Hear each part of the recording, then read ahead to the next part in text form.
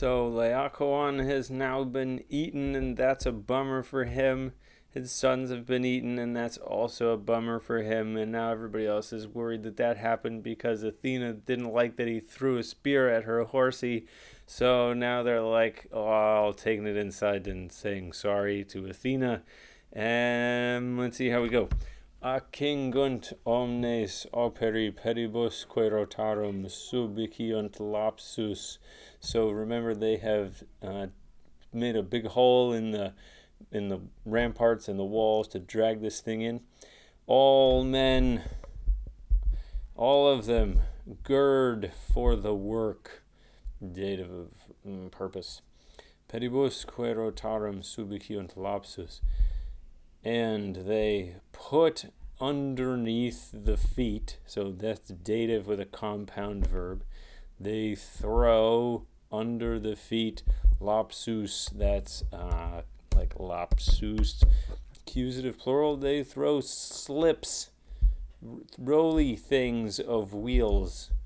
Roly things of wheels they throw under the feet of the horse, that is, so they can drag it.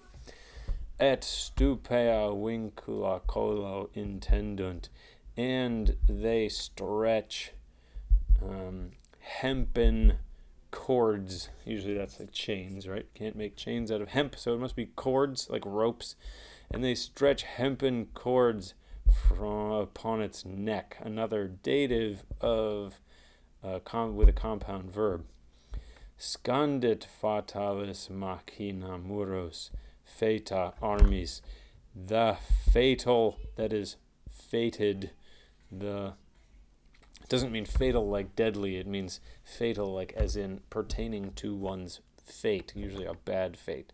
So the lethal, fated horse, fated machine scales the ramparts, the machine pregnant with arms. Fate armis pueri circin nuptaeque puellae sacra canunt. The boys all around and the unwed girls. Circum canunt is like a big fat tmesis there. I've been saying this and I don't know if I really am explaining well what it is. Tmesis spelled like that. Okay, it means cutting, and when you cut a prefix off of a verb, it's called tmesis because you've cut the thing in half. So imagine that's a verb, to sing around something, and it takes a direct object, which is that. The boys and unwed girls sing about the sacrifice, which is the sacred object. It's neuter plural here, I guess, as accusative. The sacred things, the sacred rites.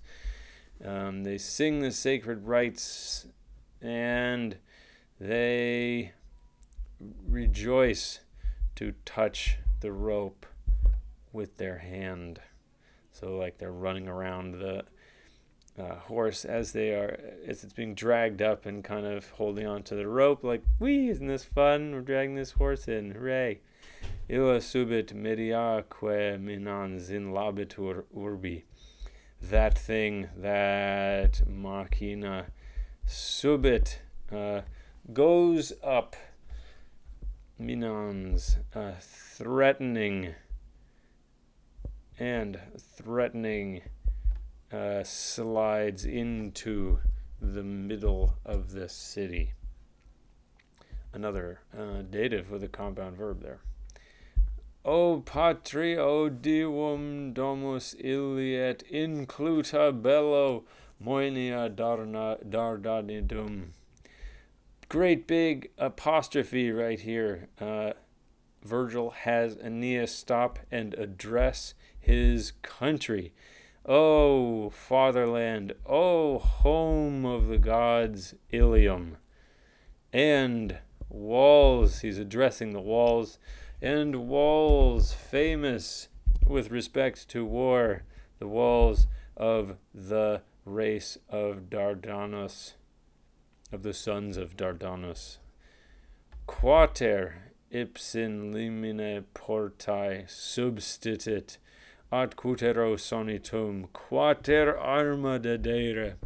4 times on the very threshold of the door, it stopped. So, like, as they were dragging it up, it would stop at the threshold and they couldn't get it up. Not just once, not just twice, not just 3 times, but yet one more time it stopped, and he's thinking to himself, that was a sign.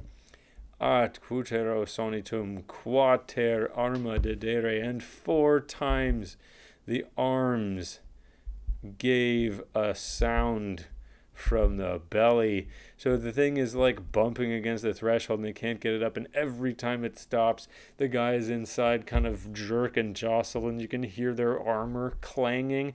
It could not be more obvious that there are people inside there. This passage is thick with dramatic irony. Instamus tamen immemores caeque furore. We press on, nevertheless, unheeding, unmindful, like careless or something, and blind in our frenzy. Not fury exactly, they're not angry, they're happy, but they're just like mad. This is their madness, their excitement to get this thing inside, and they're not thinking anymore. Et monstrin felix sacrata systemus arche. And we stop, we position the sacred, and we position the monster, that unhappy monster. Remember, en felix is a single termination, third declension adjective, so it can be masculine, feminine, or neuter. Here it's a neuter, accusative. And we position the unhappy monster on the sacred citadel. Tunc et iam fatis aperet Cassandra futuris, ora Dei Iesu non quam credita teucris. Even then, Cassandra. You know who Cassandra is? She's the prophetess. There's a whole story about her. It's great. You can meet her first in the Agamemnon, which is a great play, first play of the Oresteia by Aeschylus. Even then, Cassandra. This is maybe an ablative absolute, or maybe it's a dative of purpose. Opens her mouth for the fates to come, or with the fates about to come, she opens her mouth. By the order of the god, she is able to prophesy the future because Apollo speaks through her, so he's the god. Not ever believed. Credita agrees with Cassandra. Fourth principal part there. Not ever believed by the Trojans. So one more time. Cassandra, there's a whole backstory. Here it is in as few words as I can make it.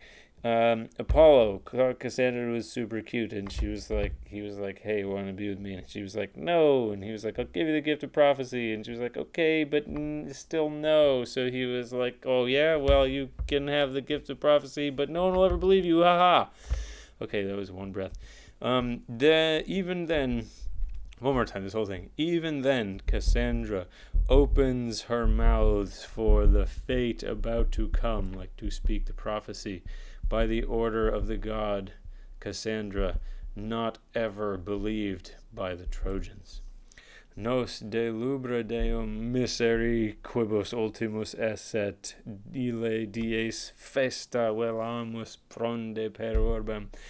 We, the temples of the gods, pitiable, we pitiable men. Why are they pitiable? For whom that day would be our last. That's what is that? It's subjunctive. It's not really a relative clause of characteristic. They're not the kind of people. It's just what else is this? For whom that day would be our last. So it's got kind of a potential feel to it. Yeah, I guess that's what it is. Potential subjunctive. If you wanted to say it was a relative clause of characteristic, I wouldn't argue with you, I guess. Okay, so we pitiable men for whom that day would be the last. What did we do? Velamos. We decorated the festal temples of the gods with leaves, frondy, leafy things that you put up at a party through the city. Isn't that a sad story that they did that? Okay, we're going to skip a bit in Latin, but read the English. If we go on, it's not going to get any better in Troy.